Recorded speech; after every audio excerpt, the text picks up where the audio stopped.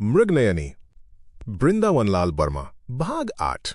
जब वे दोनों घर पहुंची तो उन्होंने बुढ़िया को अचेत नहीं, मरा हुआ पाया। लाखी बिलख बिलख कर रोने लगी। निन्नी भी रोई, परंतु लाखी को अधिक विह्वल देखकर संभल गई। लाखी कह रही थी, अब मेरा कोई नहीं रहा। निन्नी ने समझाया, हम लोग हैं, जन्म भर साथ नहीं छोड़ेंगे।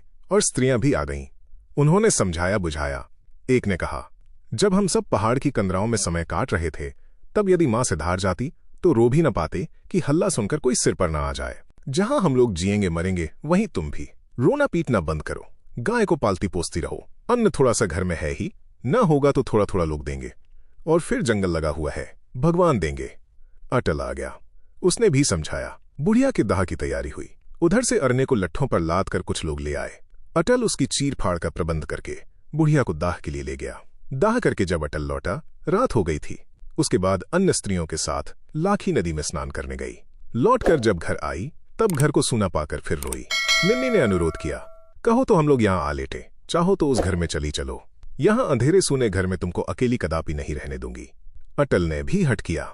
लाखी ने सोचा, इस प्रकार उस घर में पहुंचना लिखा था भाग्य में, परंतु विवश थी। सूना घर भाए भाए सा कर रहा था। मौत के घर में वो अकेली नहीं लेटना चाहती थी, परंतु मां के मरते ही अटल के घर जाना बड़ी विडंबना होगी।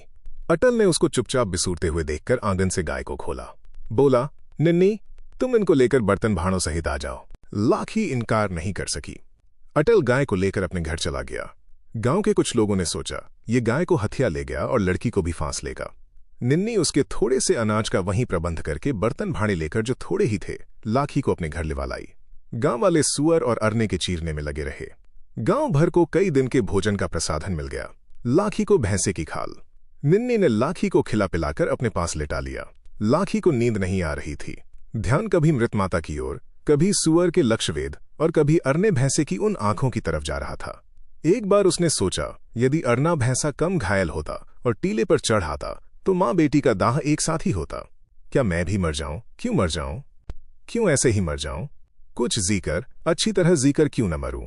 सबको मरना है, परंतु जीवन का कुछ देख सुनकर ही मरना चाहिए। निन्नी ने सोचा, लाखी दुखी है। बोली, लाखी, मैंने तुमसे आज बहुत बकबक की, मुझको क्षमा कर दोगी? आगे कभी तुम्हारे मन को दुखाऊं तो मेरी जीभ काटकर फेंक देना। नहीं मेरी निन्नी, लाखी ने कहा और सिसकने लगी। अटल ने उस सिसक को सुना। अधीर स्वर में बोला, चाहे संसार इधर का उधर हो जाए, चाहे मेरी बोटी बोटी हो जाए, तुमको कभी कष्ट नहीं होने दूंगा लाखी। मैं भी यही कहना चाहती थी, निन्नी ने कहा। लाखी की सिसकी बंद हो गई।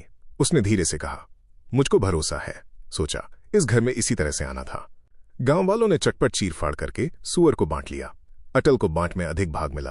अटल को निन्नी के बल और निशाने का बड़ा गर्व हुआ। वो ये नहीं भान कर सकता था कि दुर्बल छरहरी लाखी भी कुछ कर सकती है, अरने भैंसे को गिरा सकती है। अरने की खाल का बहुत मोल है, बदले में काफी अन्न मिलेगा।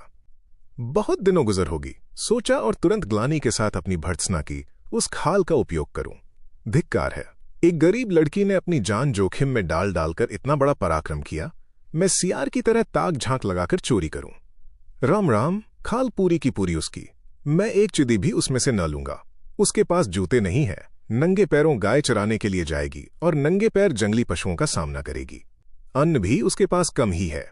खाल का लाभ भी उसी का रहेगा, जिससे उसके लिए खेती करूंगा। दूसरे दिन उसने लाखी को उदास देखा। निन्नी उसके पास ही थी। ग्वालियर से लौटकर आए हुए पुजारी की बातों को उसने दोहराया। कहा, निन्नी का नाम चारों दिशाओं में फैल गया है कि बड़ी लक्ष्यवेधिन है। अब तुम्हारा भी फैलेगा लाखी। निन्नी मुंह चिढ़ाकर बोली, सो क्या मिल जाएगा हम लोगों को? अटल कहता गया, अब और कीर्ति फैलेगी। हमारी निन्नी भारी से भारी सुअर को अकेली पीठ पर लाद लाती है। ग्वालियर से राजा मारना आएंगे कभी शिकार खेलने, तब देखेंगे वो कितना अच्छा तीर चलाती है निन्नी और लाखी। लाखी की उदासी में से वाक्य फूटा, राजा सुअर को पीठ पर अकेले उठा लाएंगे डांग में से।